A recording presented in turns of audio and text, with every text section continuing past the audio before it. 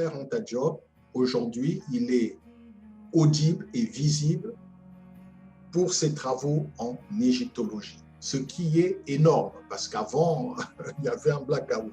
Ce qu'on peut regretter, justement, c'est que le versant politique de sa pensée ne soit pas encore connu des gens.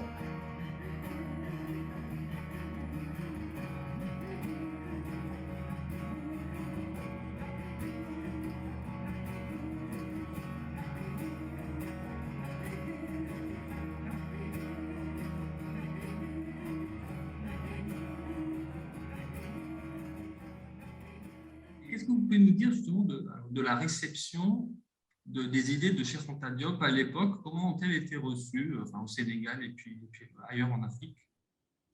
Alors, en fait, la réception des travaux de Cheikh Anta Diop et du discours même de Cheikh Anta Diop, il faut distinguer en fait avant 1980 et après 1980. Avant 1980, c'est-à-dire des années 50 jusqu'à 1980, au niveau de l'université, les universités occidentales, toutes, sans exclusion, toutes les universités occidentales ont organisé le blackout au sujet des travaux de Cheikh Anta Diop. Mais vraiment, le blackout, on n'en parlait pas, on n'en parlait pas. Et non seulement on n'en parlait pas, mais si un étudiant osait présenter un sujet de thèse en rapport avec les travaux de Cheikh Anta Diop, on refusait son sujet de thèse. J'en suis moi-même une des victimes. La première thèse que j'ai voulu faire était en rapport avec les travaux de Cheikh Anta Diop. Car ils m'ont dit non. Voilà. Donc, jusqu'aux années 80, il était impossible dans les universités européennes qu'un étudiant présente une thèse en rapport avec les travaux de Cheikh Anta Diop. Donc, les universités occidentales ont organisé le blackout sur les travaux de Cheikh Anta Diop.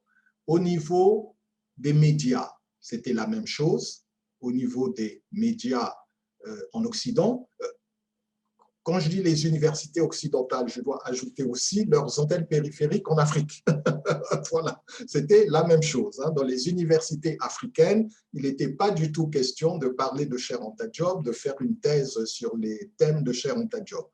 Au niveau des médias, que ce soit en Afrique ou en Occident, il y avait aussi le mutisme total sur Cheikh Anta Diop.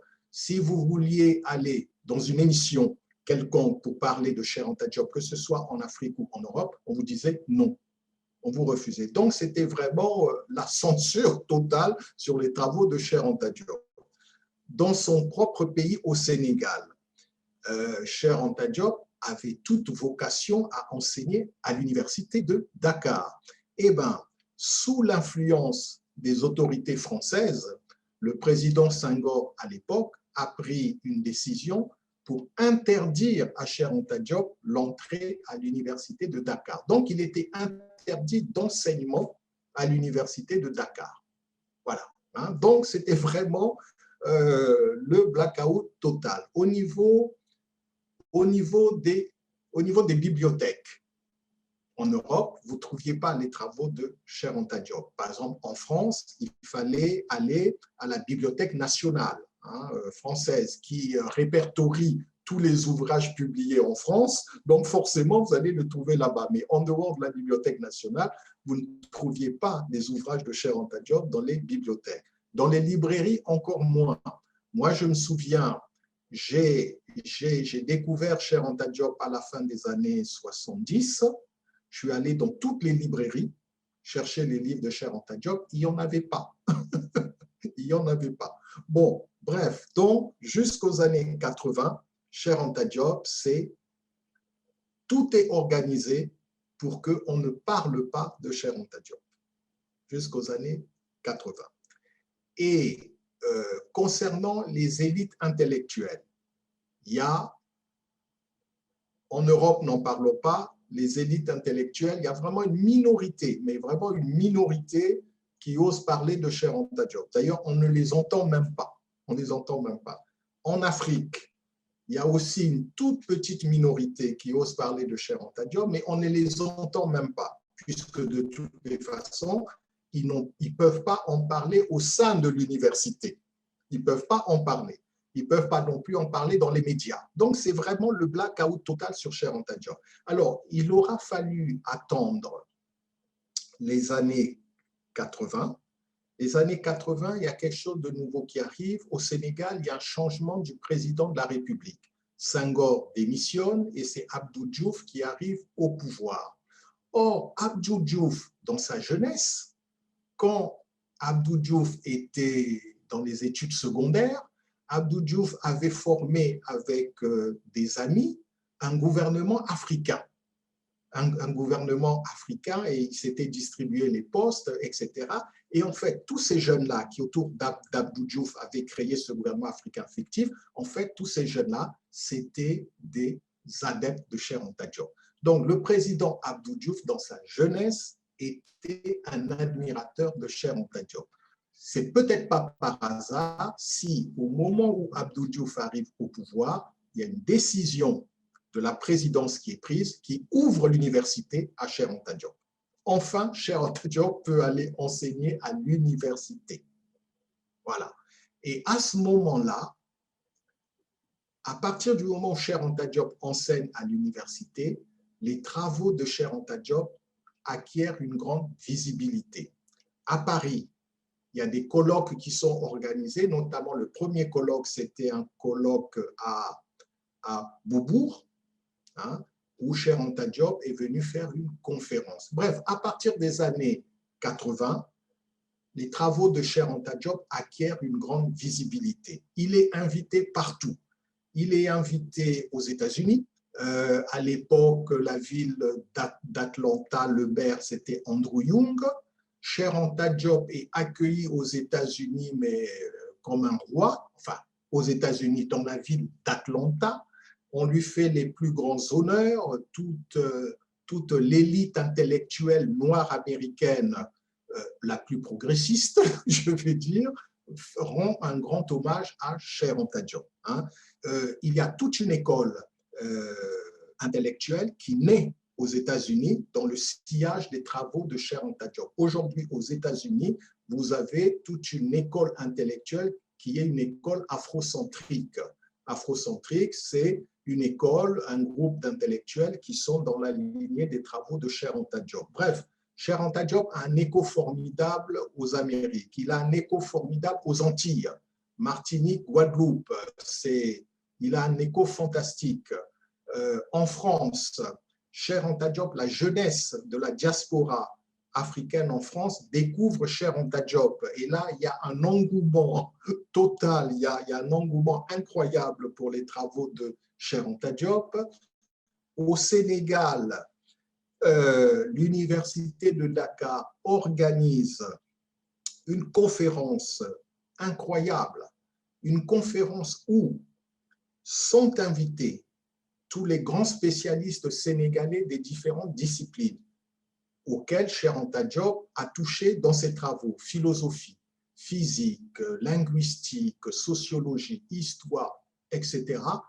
Tous les grands spécialistes sénégalais de l'université Cheikh Anta Diop sont invités pour un débat critique avec Cheikh Anta Diop. Donc Cheikh Anta Diop est seul face à cet aéropage d'intellectuels, de spécialistes sénégalais, et durant, je crois que ce colloque a duré une semaine, hein, une semaine où il y avait des travaux, ça commençait le matin et ça se terminait le soir vers midi.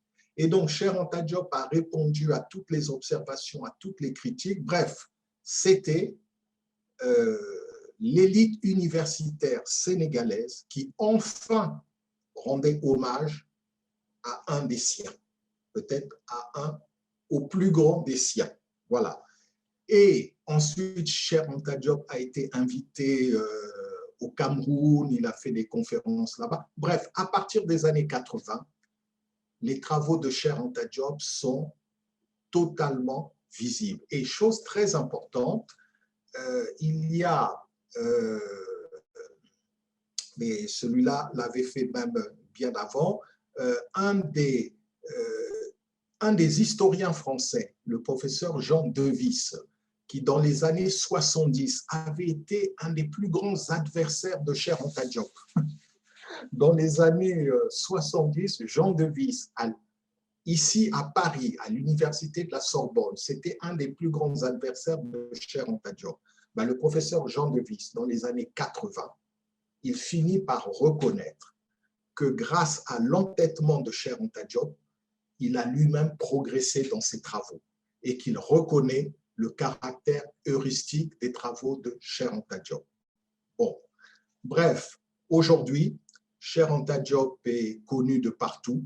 Les travaux de Cheikh Anta Diop sont d'une grande visibilité.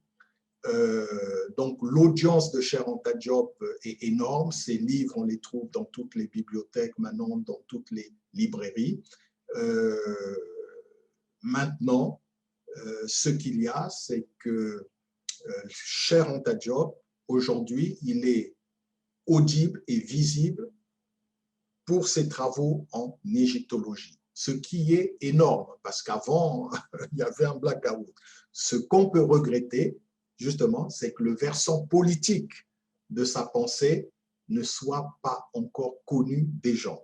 C'est très important, le versant égyptologique et historique, parce que c'est ce versant égyptologique qui fait que l'homme africain se débarrasse de tous ces réflexes de subordination par rapport à l'Occident. C'est le versant égyptologique historique des travaux de Cheikh Anta Diop qui permet à l'homme africain de se débarrasser, en tout cas la jeunesse africaine, de s'émanciper progressivement de tout le discours européocentrique. Mais maintenant, cette jeunesse doit voir aussi, elle doit voir son avenir. L'avenir, c'est comment construire l'Afrique de demain. Et ça, elle doit prendre conscience que sur ce sujet-là aussi, comment construire l'Afrique de demain, Cheikh Anta Diop a donné les solutions. Et donc, il faut que la jeunesse africaine découvre le versant politique. Et c'est vraiment pour ça que j'ai écrit ce livre-là, pour que vraiment la jeunesse africaine découvre ce versant politique des travaux de Cheikh Anta Diop. Donc voilà, sur la réception de Cheikh Anta Diop, il faut vraiment distinguer avant 1980 et après 1980. Aujourd'hui, il y a plein de gens qui font des thèses sur Cheikh Anta Diop, mais ce que je dois dire, c'est qu'on a toujours, au sein des élites politiques, au sein des élites intellectuelles africaines, on a toujours une arrière-garde complètement européocentrique qui continue à vouloir combattre Cheikh Anta Diop. Malheureusement, elle combat Cheikh Anta Diop de manière non scientifique. Je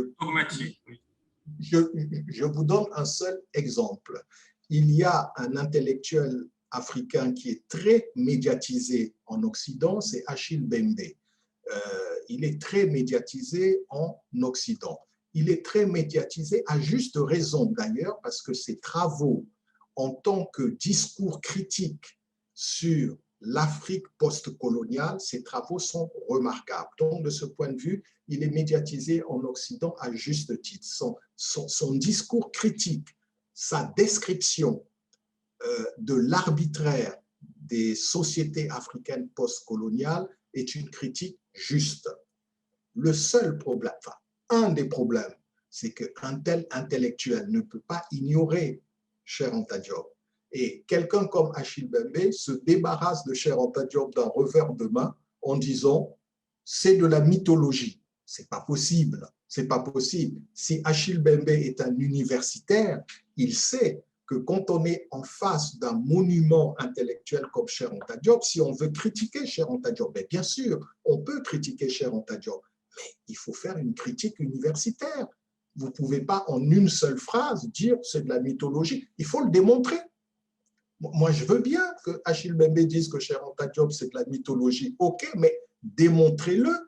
Ne vous contentez pas de dire en une phrase, c'est de la mythologie, il faut le démontrer. Donc voilà, voilà, il y a toujours ce combat d'arrière-garde, mais en fait, tous ces gens-là, ils ont perdu leur combat. Ils ont perdu leur combat parce qu'aujourd'hui, la jeunesse africaine, elle est totalement tournée vers les travaux de Cheikh Anta Diop. Voilà, ça, de ce point de vue-là, du point de vue de ses travaux égyptologiques et historiques, Cheikh Anta Diop a gagné son combat. La jeunesse africaine, la jeunesse caraïbéenne, Martinique, Guadeloupe, la jeunesse afro-américaine aux États-Unis, elle s'approprie totalement maintenant des travaux de Cheikh Anta Diop. De ce point de vue-là, il a gagné son combat. Il reste maintenant le combat politique qu'il doit aussi gagner, mais pour ça, il faut que la jeunesse africaine se tourne vers la pensée politique de Cheikh Anta Diop. Absolument. Et puis, il y avait aussi un volet extrêmement intéressant, je trouvais, dans votre livre. Vous disiez qu'à un certain moment, il était tellement, comment dire, tellement pas reconnu que, alors je ne sais plus si c'était en France ou au Sénégal, mais en fait, il s'était vu attribuer un poste vraiment de subalterne. Vraiment quasiment, enfin c'était humiliant même pour quelqu'un de sa stature, mais il a quand même pris ce poste et il a travaillé pendant des années, il a fait avancer ses travaux. Donc je voulais mentionner ça quand même parce que c'est aussi c'est quelqu'un qui était quand même un exemple de résilience face à l'adversité. Ah oui, remarquable en ce sens que Cheikh Anta Diop, il a soutenu sa thèse en 1960 à la Sorbonne. Tout de suite après la soutenance de sa thèse, il est rentré au Sénégal. Parce que pour lui, le combat, c'est le combat sur place. Ce n'est pas le combat ailleurs. Il a dit qu'il fallait qu'il rentre au Sénégal pour mener le combat, pour la véritable indépendance. C'était ça le combat, la véritable indépendance. Arrivé au Sénégal, on lui interdit les portes de l'université. Heureusement, il y avait au Sénégal un institut de recherche, l'IFAN, dirigé par un scientifique français très connu, Jacques Monod. Jacques Monod se propose de l'accueillir au sein de l'IFAN en tant que chercheur. Cheikh Anta Diop accepte, mais humiliation, on lui donne un salaire inférieur à celui d'un assistant à l'université. Un salaire inférieur à celui d'un assistant à l'université.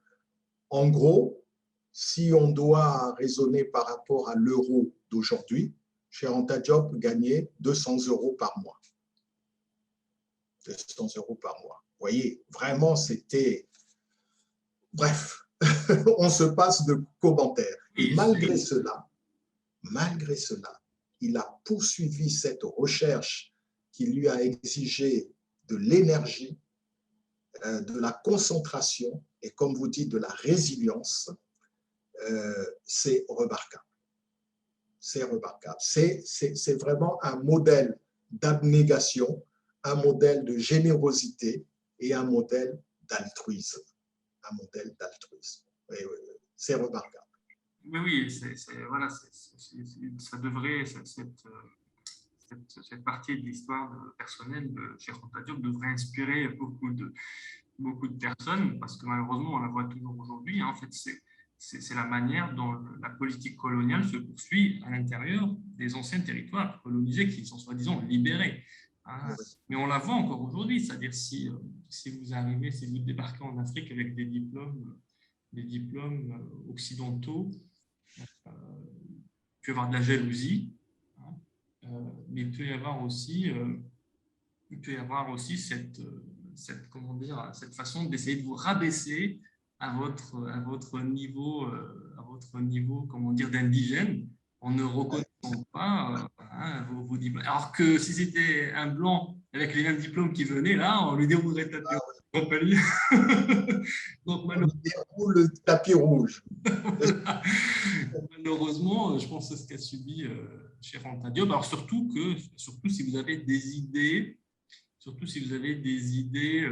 qui vont à l'encontre du mainstream, comme Cheikh Anta Diop, effectivement, il est dans un contexte où c'était le président Senghor, c'est ça? Oui. La botte de la France. La France, bien sûr. Donc, voilà, donc le nord de l'establishment, c'était, j'imagine, d'être d'être dans l'apologie, puis dans l'adoration de l'ancien colon. Tout ce qui sort de ce discours doit être puni le plus sévèrement possible. Dans la prochaine partie. Vraiment, ça, c'est le message que je lance aux Africains, c'est organisons-nous politiquement autour de la pensée politique de Cheikh Anta Diop. Créons des partis politiques qui osent